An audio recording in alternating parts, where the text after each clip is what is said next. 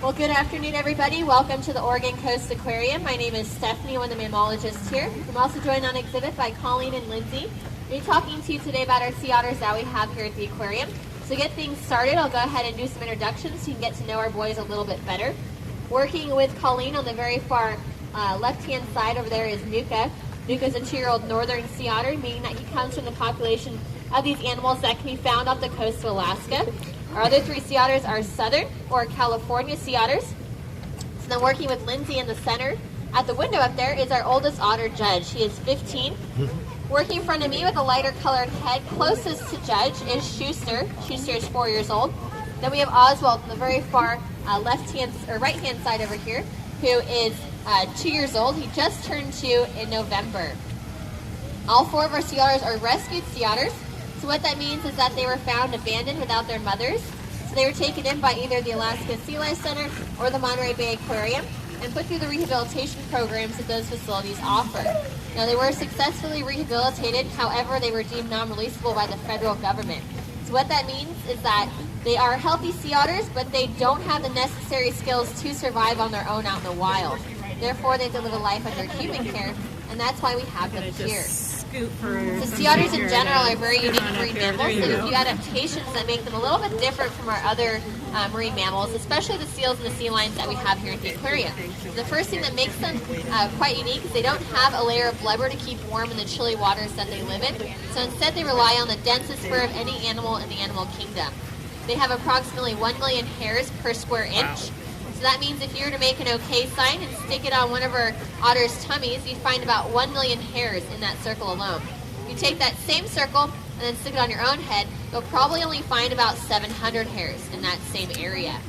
So you can see just how dense that fur coat is and why it's extremely important they have it to keep warm in the chilly waters that they live in. Sea otters also have an extremely high metabolism. They eat about 25% of their body weight a day. So it's really important for these little guys to be able to get all the food they need to keep up with that metabolism. Now these guys eat a variety of different types of seafood. What we're feeding them here today is a combination of things. They're getting shrimp, clams, squid, crab, and even a small fish called capelin. Now in the wild they eat these things, but they also eat sea urchins. And sea urchins and sea otters have a very important relationship out in their natural environment. So for instance, sea otters eat the urchins. Urchins love to live kelp beds, so they thrive in that kelp forest area. Now, there's a lot of animals that depend on that kelp for survival, and they use it for breeding grounds and hiding places as well. So back when sea otters were hunted during the time of the fur trade, which occurred in the late 1800s, early 1900s, as sea otters were disappearing from certain areas, people noticed some drastic changes to the marine ecosystems around those areas as well. So without sea otters to eat the urchins, there is an increase in urchin populations. Now if there's an increase in urchin populations, and those urchins love to eat kelp, we started seeing the kelp disappear as well. And as the kelp started disappearing, so did all the animals that depend on that kelp for survival started disappearing as well. And that's why the sea otter is known as a keystone species, because if you take them out of the environment, you're definitely going to see some drastic changes to the rest of the waters, and that's definitely what happened during that time period of the fur trade. Now, the fur trade ended many years ago. These animals were hunted to the brink of extinction during that time period, but nowadays they're protected animals. And one of the ways that sea otters are protected is under what's known as the Marine Mammal Protection Act of 1972. So what that means is that it's illegal to interact with sea otters or harm them in any way out in the wild.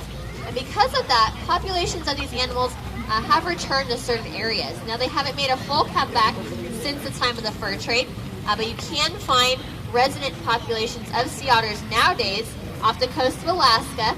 You can find them in British Columbia, Washington, California, and even parts of Russia as well. So you might have noticed I didn't say Oregon on that list. The reason for that is we currently don't have a resident population of sea otters off our coast here in Oregon anymore.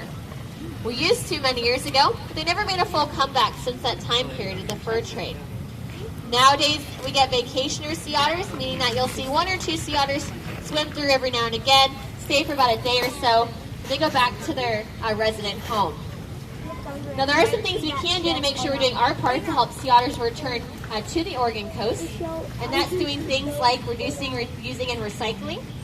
If you guys are taking a walk along the beach and you see any trash, please make sure you're picking that trash up. And the reason for that is that sea otters are what we call opportunistic feeders. So that means they'll eat anything that looks like food to them.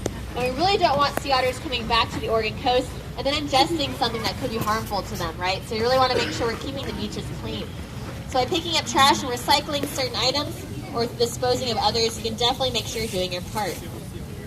Well, I am going to end Oswald right now. So we're going to be giving our sea otters crab, and he'll have his, so hopefully he'll come up to the window so you guys can see him a little bit better.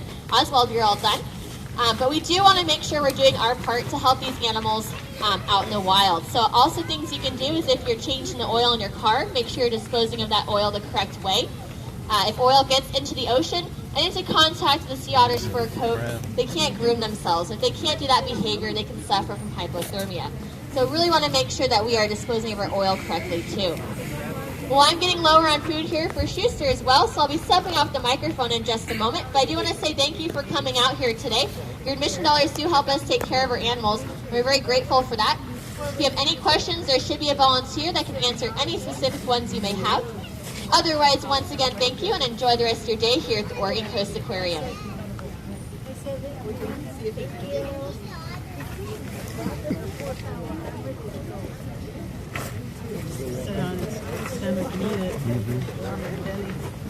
He's just shoveling that in.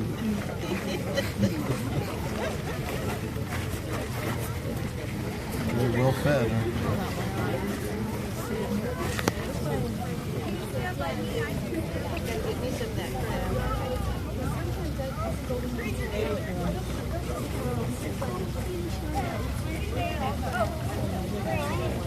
Oh, see, you've got the crab too.